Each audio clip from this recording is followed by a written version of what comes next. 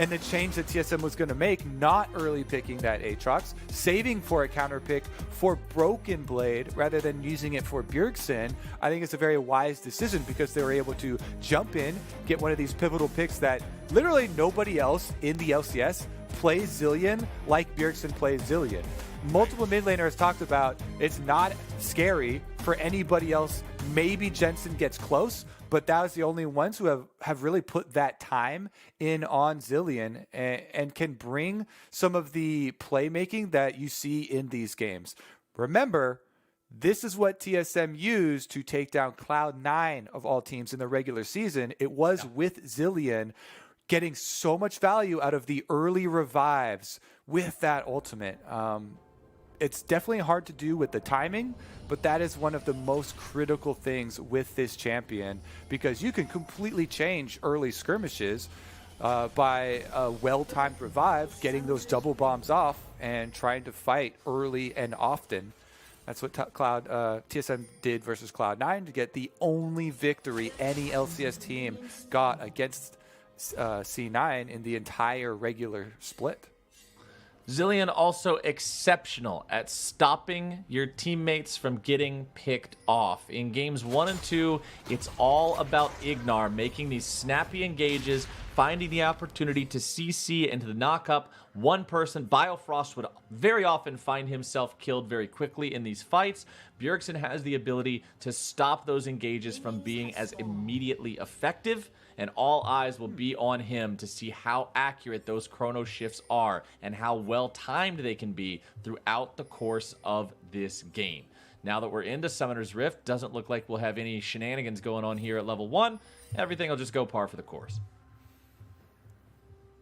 I also like that they pick it into not a lot of CC chaining, because even if Ignar tries to lock up Bjergsen, the follow-up might be difficult. Like Solo would already have to have a flank or would have to be in position to flash to get a mini knock-up, or Power of Evil would have to make an aggressive Azir sec, Shurima shuffle, all these different names we have for the Azir going in and using the ult to push him back. Santorin's off to a level 2 possible gank on bottom side though. This could be really cheeky. We'll see if Ignar walks up and nice, getting the flash very early there. Biofrost recognizing if he gets thrown up into the air, he's in a lot of trouble and has to flash anyway, so why not expend it early, save the health bar. Good move there, getting the early summoner spell from Santorin. I will say, I think there is more pressure on TSM though with this change. FlyQuest have really good scaling 5-on-5. Having their hands on the Azir and the DPS output that you can get from this champion later into the game, scaling with the AP and the attack speed, it's definitely right in Power of Evil's wheelhouse. Still the highest DPS player in the entire league. Even more so after the series versus Golden Guardians, where he completely topped the charts. Padding the stats a little with that one. Exactly. But also, Broken Blade on this Irelia. Broken Blade is the type of player that can pop off if he's given a carry champion.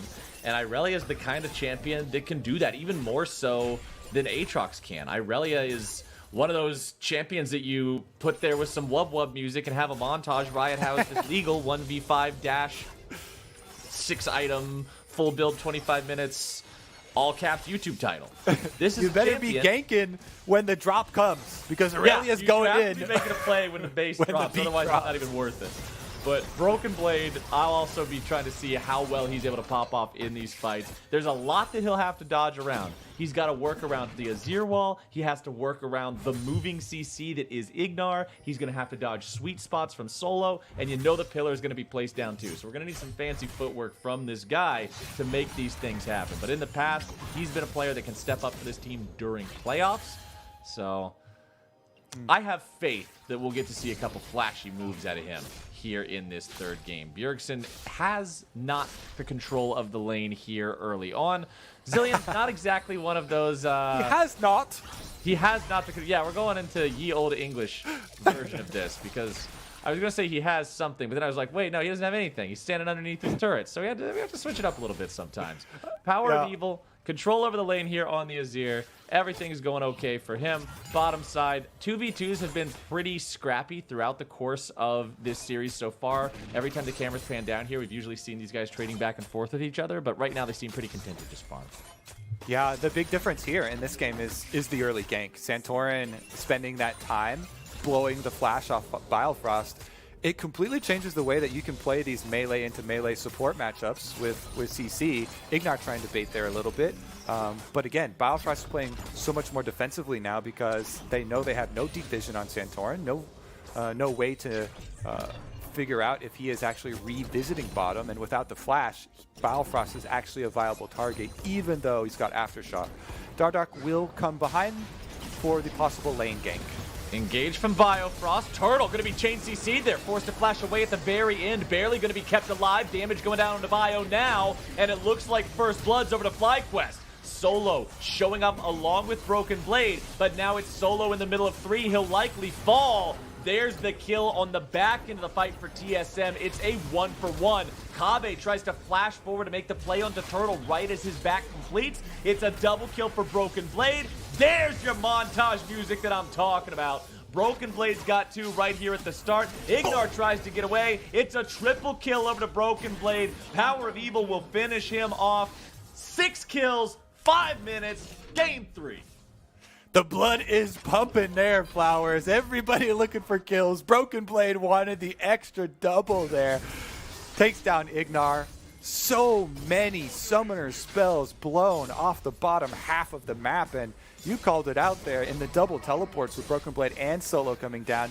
Even though Turtle survived on single-digit HP and turning around to get that kill onto Biofrost, they still got one back for TSM because Solo was too far away from the rest of the team upon arrival with those teleports. So they immediately go for a swap. Look at this 3-person move to the top side for FlyQuest. They've sent Turtle right back down to bottom side to show and give a bait.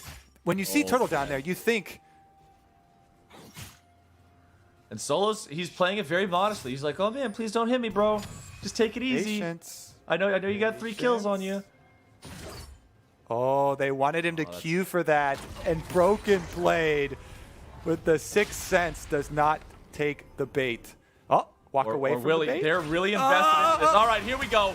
Broken Blade with a flash out. Even in all those plays bottom side, he didn't use his flash. He throws out the ulti. He tries to slash and dash around, but there's just no hope. FlyQuest pays off. Procrastination, if you want to call it that. They did stay in there for a while, but either way, they got their man, they got their play, and they got the kill. That means they can push up and take some plates, but Dardoch is on to the drink. I thought for sure, after not taking the first bait, that they would have time for the TSM bottom lane to then say, hey, something fishy's going on here. Turtle's not walking up to the minions, and Ignar has not been here for a good minute now after roaming off of his recall. But they don't make the call in time. Broken Blade does end up moving up to the minion wave. So while FlyQuest do get the kill, Turtle lost out on a lot of minions for that play. TSM's bottom lane actually did a very good job not quickly pushing the wave and just zoning Turtle off because there was no recon to show, so nobody can move up with them. And they also get the dragon on top of it. We'll see about the ramifications of this choice later on into the game if TSM can continue dragon stacking. Have we seen attempted both games but stopped later on by FlyQuest? This time around, though, it also means that their bottom lane will be weaker. See how many minions Turtle can actually collect at the wave now that it's finally been pushed to his turrets. He won't get all of them back, but he does get a few. The interesting thing about the neutral objectives in this series so far is both games, TSM have got the first 2 Drakes. And then FlyQuest has been the team investing in the Rift Heralds. And I remember when you and I had a conversation about this on This or That, back at the beginning of this split. And the question was, what's better, early gold lead through plates and heralds or early Drake lead? And we both voted the early gold lead because you can give them the first 2 Drakes, it doesn't matter. All you have to do is then use that gold to get the rest, and that's what FlyQuest has been playing. So that's kind of what I'm feeling here in this third game again. Big Herald brain, greater than Flowers. Drake early. So So I will admit that we are also both biased in that question because we are both junglers, and the jungler pretty much guaranteed gets a share of that gold off of the Rift Herald. Which is nice. Yeah, exactly. Very nice for us personally. We'll see if it's nice for FlyQuest. Has worked out for them thus far in the series, even though they did end up losing that first game. It wasn't because of the early choices they made. It was because of later on at the Nexus. Meanwhile, Dardoch trying to get something back here for the bottom side. Again, Turtle's already fairly far behind in CS, and they're going to put a little bit of extra pressure on this window. I like how Turtle made sure that even though he was backing, he's still paying attention. As Ignar was forward in the lane, made it so that they were both able to walk away there. Dardoch didn't have the chance to get a gank off. And although TSM doesn't get anything from it, they are revealing the position of their jungler there. So FlyQuest was aware, hey, Dardoch's on the bottom side of the map, just trying to make a play towards that bot lane. Santorin does still have a one level lead over his opponent. So slightly stronger there, just objectively, but also in the matchup. Trundle does beat Jarvan. So I still want to see where this Herald decides to get dropped. There's so many plates still standing, so much money that could be taken with this if FlyQuest uses it right. Yeah, and while it was a big hit for the FlyQuest bottom lane for their commitment for the kill top on Broken Blade, I think Turtle's been playing that weak side really intelligently. You see there, he did not take the bait, did not stop his recall. That was a cannon minion wave, which is your opening to go back for that purchase to heal up when you're weak side. Because the cannon minion takes so much longer to die to the turret. You won't lose out on as much experience from minions dying. He still got back there for a decent amount of the gold. And he really does have to respect the temporary lead that has been given to the TSM side. Ignar's back on his roaming business, though, and Rift Herald is used mid. Now, this isn't a super efficient Rift Herald. It's rather just, I think this is all we're going to get. Let's throw it here. But now the fight's breaking out. Bottom side, River. Ignar going in once more. A lot of damage coming down onto both supports. Biofrost going to drop as Ignar gets himself away. Now they're looking to make even more plays onto Kabe. The Emperor's Divide will shuffle him backwards, but the ult is there. Zilean makes sure his ally lives to see another day, and TSM walk away, but only with 4 men still standing. Biofrost falls for the second time this game. Ignar back at it again. Supports are always in the spotlights for player of the series, but he definitely is. Still escapes this time with his flash and the exhaust. Able to get out on the backside, even though Bjergsen was heading down, and FlyQuest pick up the kill in the River Roam on the area of the map where they had been taking hits, had been giving control to TSM. They're able to keep calm and collected in their shot calling. FlyQuest looking clean here in the third game. Well, as clean as you can be for having that full-on 5v5 OMG what's happening fight 5 minutes into the game. Clean Aside from with that, some excitement. Yeah, clean with just a couple spots on the floor where we rushed all the dirt to, but that's okay. Kabe's back up to farming here in the top lane, clearing things out with the Infernum. He does not have the Infinity Edge. Remember last game at 10 minutes and 30 seconds, he already had an Infinity Edge. This time around, he's a little bit slower because he didn't have all that solo plate money like he got in game number 2. And Santorin working on this second Drake means that TSM will not have a 2 Drake lead here in this game. It's also not going to be an Ocean Soul again. We'll see if we get either Cloud or Infernal. All right, second Infernal Soul of the series. And this is all the domino effect from the kill that FlyQuest got in the river. You saw after that kill, TSM reset and they sent their duo lane up top side. That's TSM choosing, hey, we just lost control off of that pick. We just used the Zilean ultimate. There's no revive for this next fight. So we are not going to contest this dragon. The best thing to do when you are guaranteed not allowed to contest that objective bottom side is go top side, which they did. Power of Evil. Power of Evil caught out now. The bomb strapped to his head. The damage goes through. He's got no way to get away. And a nice punish there from TSM. That gets him a free kill onto the enemy mid laner. Yes, the turret falls in the bottom lane, but that wasn't going to change anyway. Good pick on the PoE. Exactly. And that's the key factor. TSM are kind of cutting off the losing area here. Oftentimes, it's advised, especially to people in solo queue, hey, don't concentrate on ganking the losing area of the map. You know, if you just lost control somewhere, attack somewhere else. TSM, they attack top side, they get the turret. They also get a good collapse. That kill onto Power of Evil was not a planned kill. They reacted well to the invade where Santorn was trying to mess around with the blue buff and PoE came over to aid them. Really good transition from TSM to strike back, even though FlyQuest have been able to build up a nice lead for themselves and start off the next possible point of confrontation. Teleports are coming in. TSM aren't going to let them have it for free. Bjergsen has teleported in. Power of Evil's back alive. He's here. Both of the top laners are on the other end of the map right now. And it doesn't look like either one of them is going to try to hoof it up here. So it will be teleports arriving if a fight breaks out.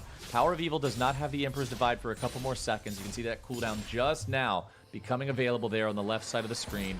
Everything else is ready to go except Dardoch's Cataclysm. That one's still a quarter of the way off. So it's about 20, 30 more seconds until that one's ready to go. And that means that Dardoch will have to be careful. Really wants the ulti before he goes in for the engage. Flash is up for Turtle, but Ignar and Power of Evil do not have theirs. Critical for escaping from that Jarvan Cataclysm for some champions. Turtle specifically has no way out unless it's up, and it looks like FlyQuest are going to try to move back into this rift. Let's see here, because I don't see TSM also, giving complete control away on this one. Bjergsen trying to push the wave as quickly as possible since he did get the blue off of the kill where they pulled off the pincer on Power of Evil. And that's critical. One of these resources that is not focused on so heavily is the blue buff, is the mana for these mid laners, trying to get your mid wave priority first, pushing it into the lane, giving you that 30-second opening to move in on the Rift Herald. TSM will take the opportunity and try and burn it down. FlyQuest in position to steal as Santorn trying to work past the turret.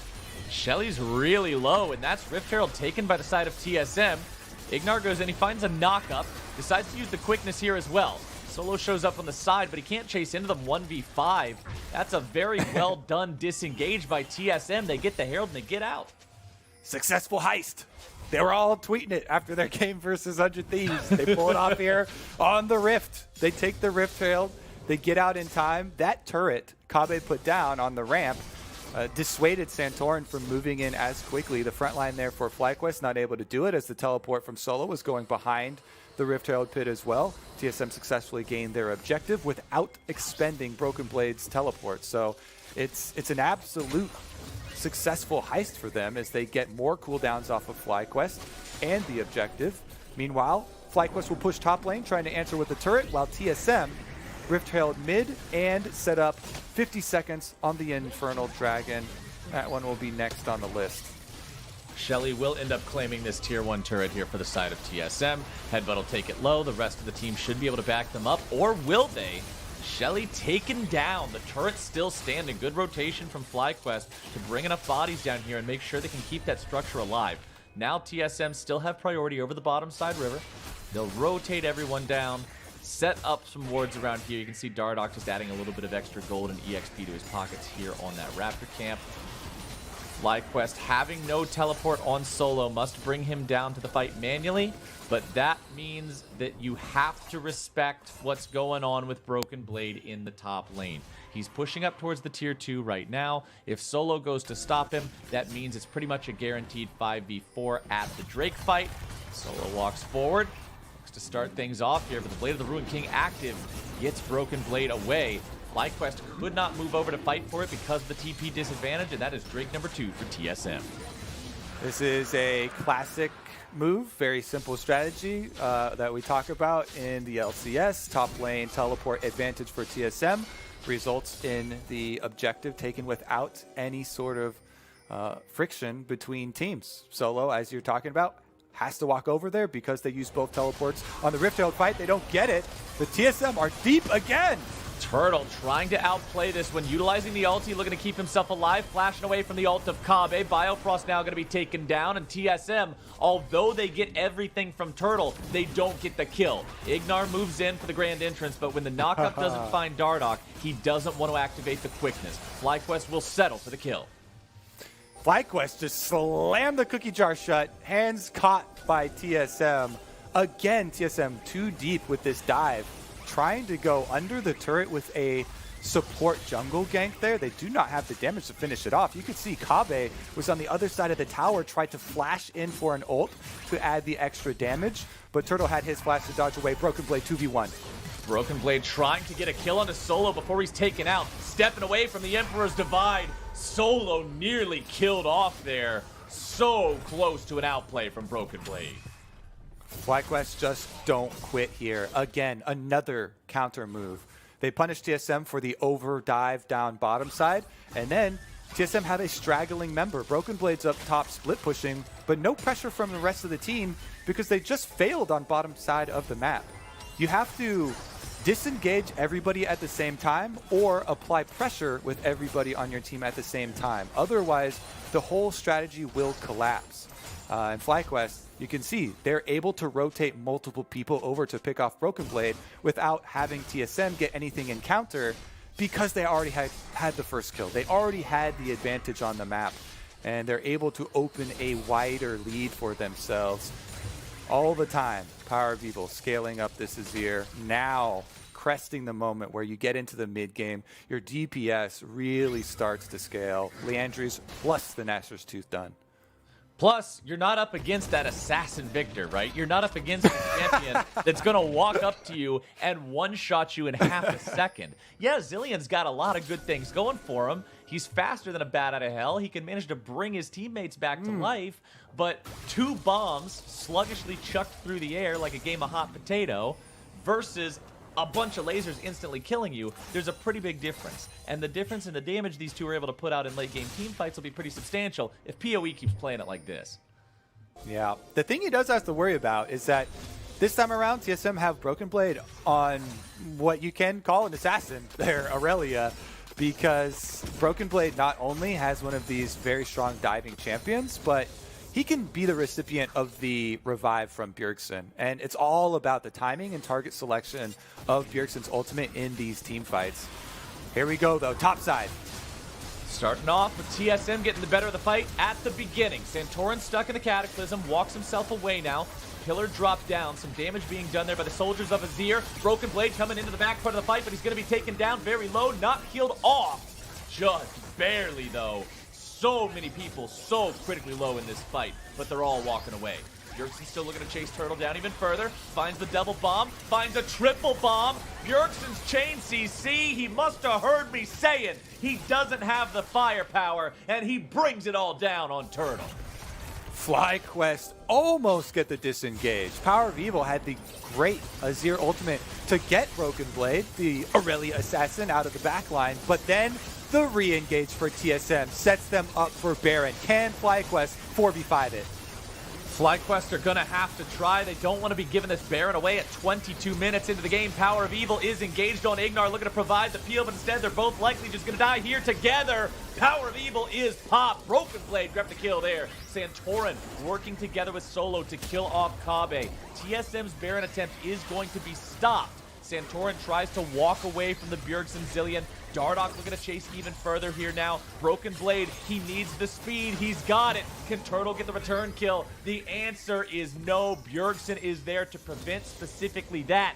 TP coming down. Keep him coming. Solo wants to show up. The fight is not done, Kobe. Bjergsen nearly completely out of mana, but you don't need mana to use the Hextech GLP. Solo looking to find the damage on both Broken Blade and Dardoch. They're very low, and Bjergsen's heading for the hills. See you later, guys. I will remember you fondly.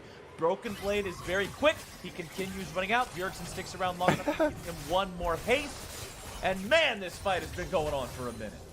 Aurelia's quick step actually looks so funny when she gets sped up by Bjergsen. Broken Blade on tippy toes, getting out of there. They sacrifice Dardoch to the God of War in Solo on the Aatrox. He flashed for the kill. He got the jungler. That was a wise choice of cooldown expenditure from Solo. Ignar now going to try and come heal him up. TSM, what can they do about the Baron? Possible steal in the works? Not going to be the case. We got a whole Christmas tree full of lights in this pit. Control ward here, control ward there, but it does not matter. No jungler means no contest. Baron for FlyQuest. However, the trade will be this Drake for TSM, which puts them at sole point. Unless this Baron gets a lot for the side of FlyQuest, the ramifications here could be pretty huge moving forward. Solo with an exceptional teleport flank there. They overdive once again. TSM, they chase that extra kill, and in getting that kill, they expose themselves to the chase down. Let's take another look at the team fight though. Biofrost engaged on power of Evo. They want to finish off the Azir, but you can also look at the top side of your screen. They get the Azir at the cost of sacrificing their Aphelios. Solo and Santorin got to 2v1 Kabe, and then TSM, they try and chase down. Bjergsen flashes for it. Bomb number 1 onto a minion. Bomb number 2 onto a minion.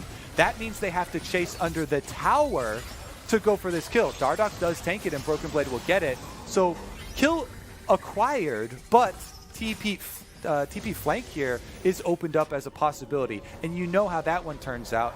It's FlyQuest wearing purple back on Summoner's Rift, pushing ahead.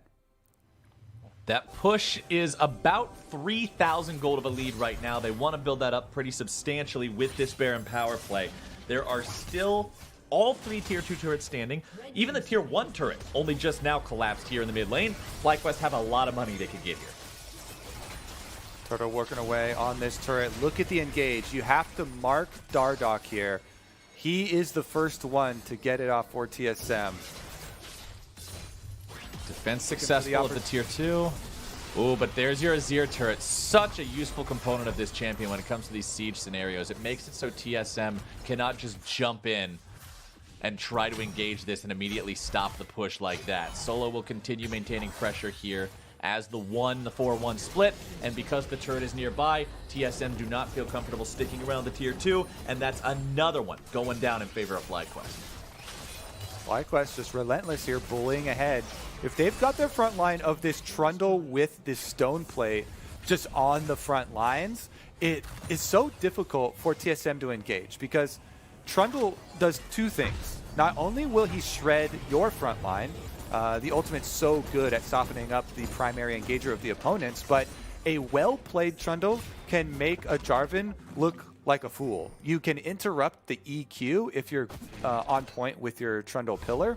So then it would have to come down to a Biofrost ultimate on Nautilus, kind of the only guaranteed ability that they can get off. And it's actually hard to get that off on the back line in these situations because Turtle and Power Vivo are playing behind their front line, and it's kind of hard to actually get in range, even though it is a point-and-click ability.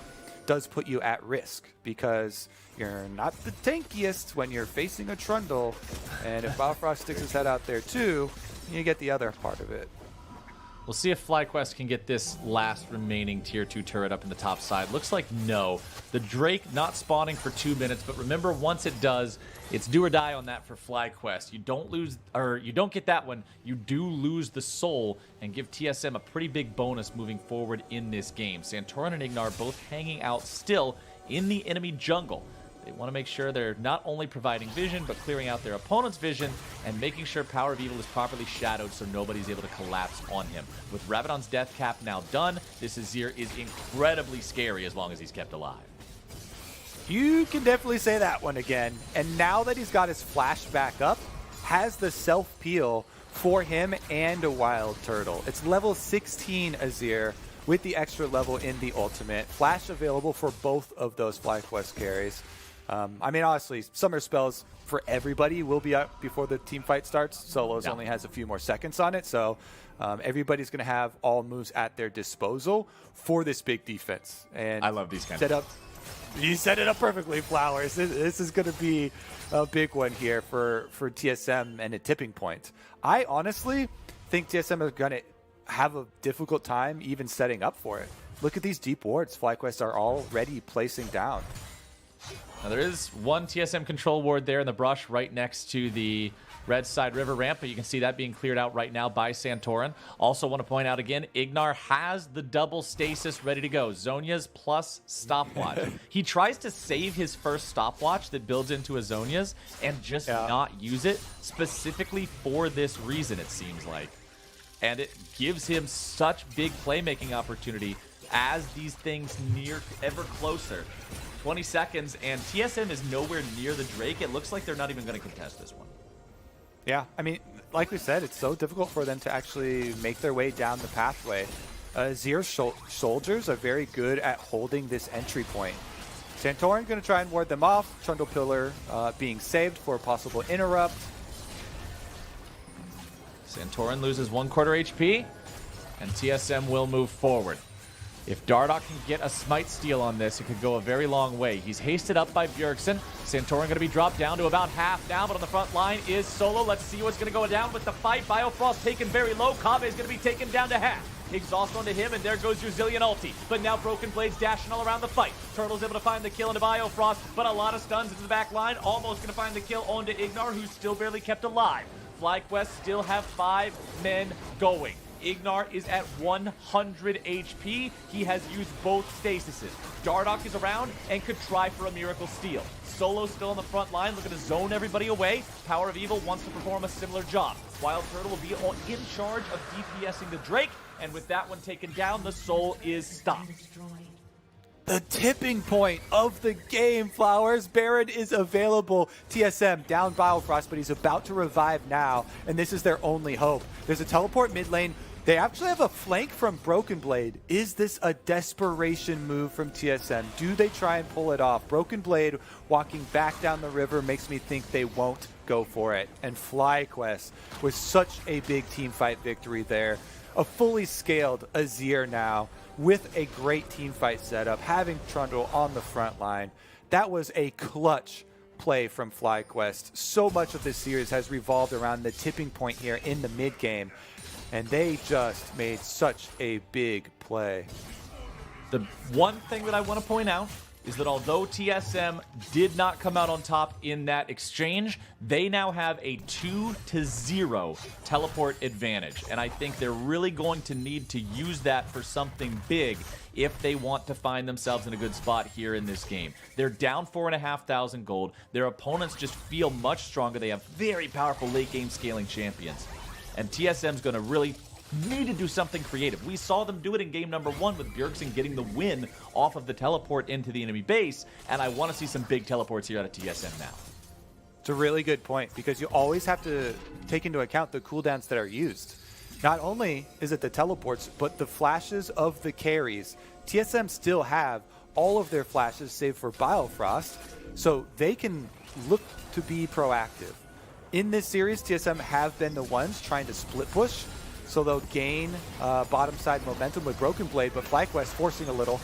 Santorin takes some damage there at the start, but now Solo's going to be on the front line. FlyQuest looking to fall backwards here just a bit. Broken Blade does get subjugated there by the Trundle. Santorin making sure it's dangerous for him to jump in and try to attack FlyQuest head on. TSM now disengaging. Bjergsen trying to find some more of those bombs. Santorin makes sure he doesn't drag it over to the rest of the team, and both sides walk away. There's just a safe DPS discrepancy here, you know, and that comes a lot from the different champions chosen for mid. Power of Evil on Azir just dumps out damage with the Sand Soldiers. TSM have to play their fight so much more carefully. Dardoch goes in! 50-50, Dardoch's not able to get it, and that is Santorin making the big smite secure to make sure his team gets the Baron. The Moonlight Vigil will not find the damage, but Power of Evil will find Kave. It's 2 and Baron for 0 as FlyQuest looks to push even further. They're going to reset now, Baron-empowered recalls to allow the health bars to go back to full, get everybody shopped up, get them ready to go. Let's take another look at the attempted steal. Oh, it was so close too there. Really well done by Santorin. You gotta say, it's almost... Well, never mind. I was going to say it's more pressure on the team that starts the Baron than the one that steals it. But TSM know if they don't steal it, they are going to lose the game. So high pressure on both sides. And it is Santorin that is able to get the last laugh there with the smite afterwards. 300 HP. Dardoch, a valiant attempt there trying to get in. Uses his ultimate to go unstoppable so he can remain within range of the Baron. Doesn't get pushed out by anything. Even though he doesn't get it, that's... small thing that is intelligent that you need to point out.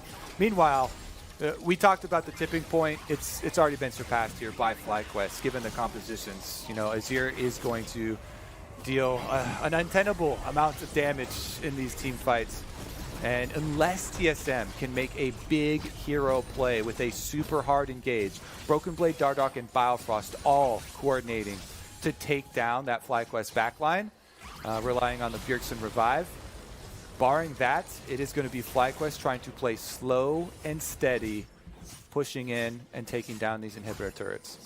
Kobbe is at 4.5 items here. He's got his Runans. He's got 75% crit chance.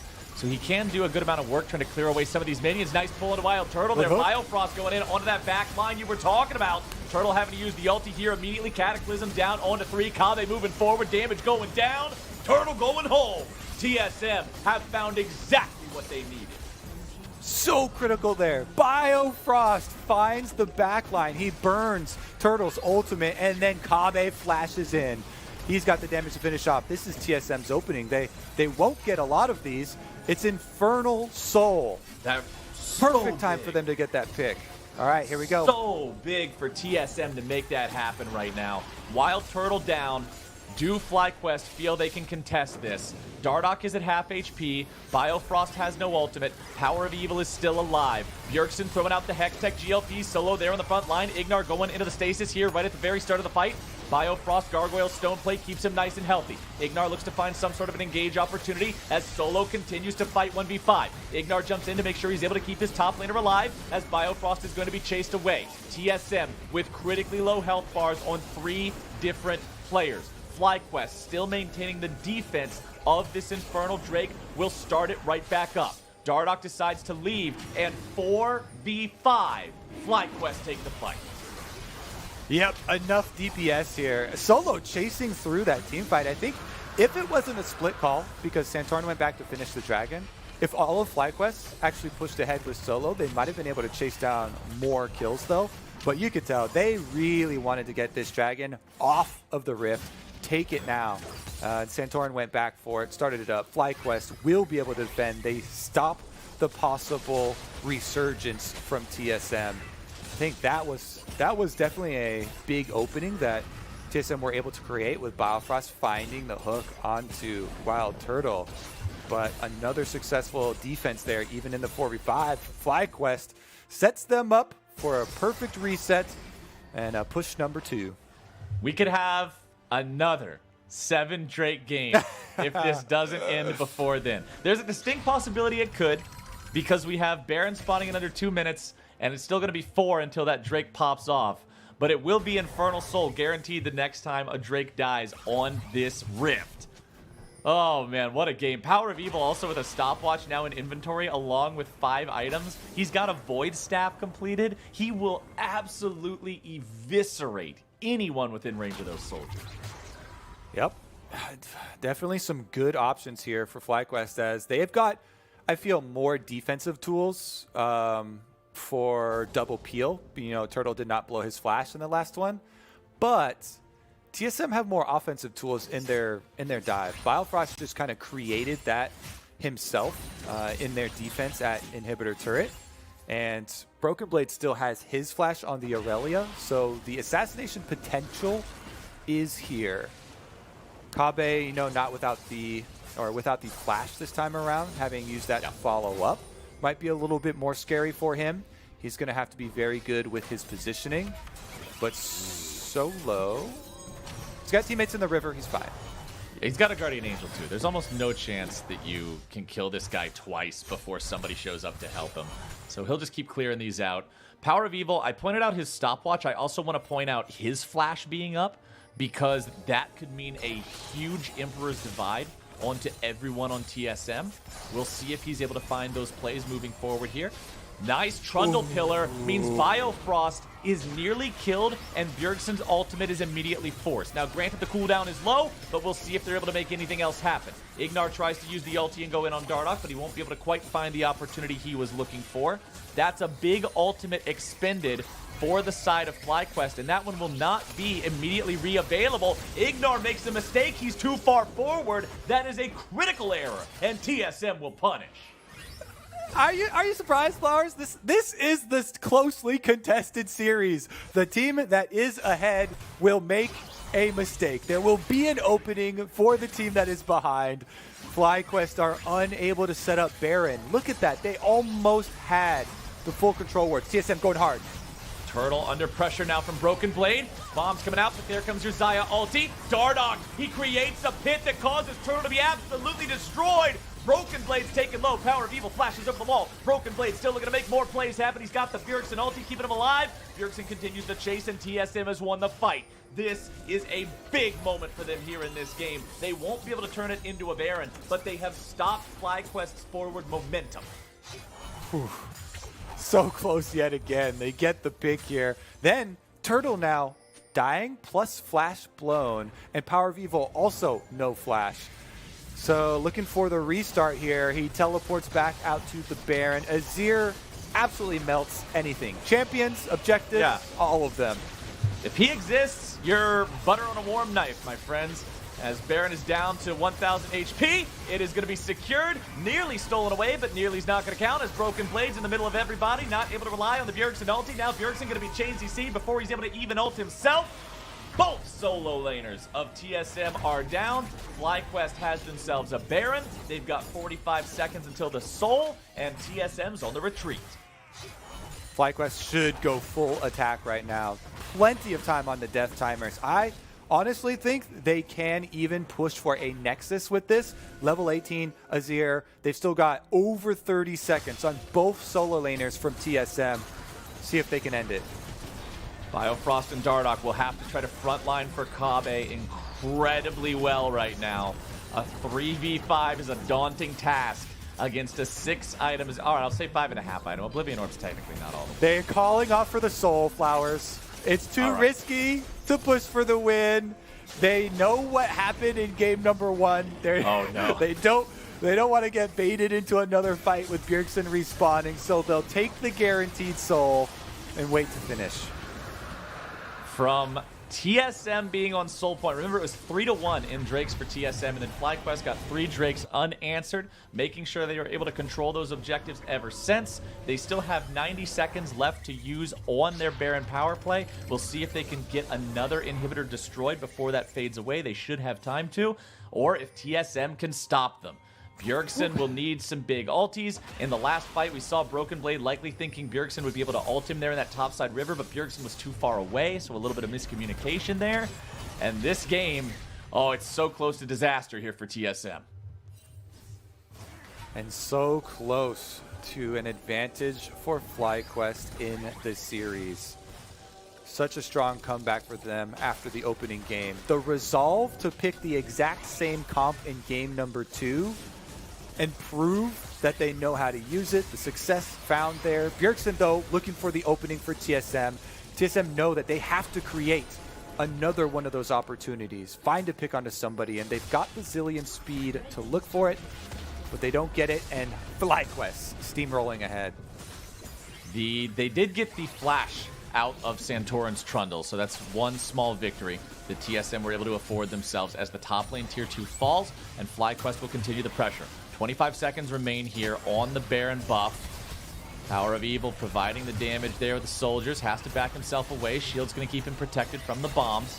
Honestly, you look at Bjergsen's build, it's a GLP, an Aroa, and a Void Staff. It's not a ton of damage. That's why it can't break through the shields. Not even comparable to what Power of Evil's able to do. Bjergsen immediately ults himself. Dardoch's going to be taken down. Power of Evil just, it's a chainsaw on these soldiers at this point. The man attacks lightning fast. Yeah, there's no way a Zillion's ever going to be comparable to a Azir in this stage of the game, and he is making it show. Power of Evil will be able to push with the rest of FlyQuest on the last inhibitor turret. They're doing it by the books, Flowers. Take all 3 inhibitors, get the reinforcements of not only the Sand Soldiers, but also the minions. Super minions will be flooding in to help. Lowest risk possible play as Ignar goes into the stasis. Now Broken Blade under pressure, going to be killed off before the fight even starts. And that should be all she wrote. It's a rampage for Solo. It's a victory for FlyQuest. It's a triple inhibitor game. They will push forward onto the Nexus turrets with only 2 players from TSM surviving. 3 now as Dardoch shows back up from the spawn platform. But how are you even going to front line in a situation like this? Between Xayah and Azir, you're going to get absolutely blasted back into the fountain. As Kaveh tries to move forward, the Bjergsen ult will do nothing. The shutdown goes through, and FlyQuest will take us to game point.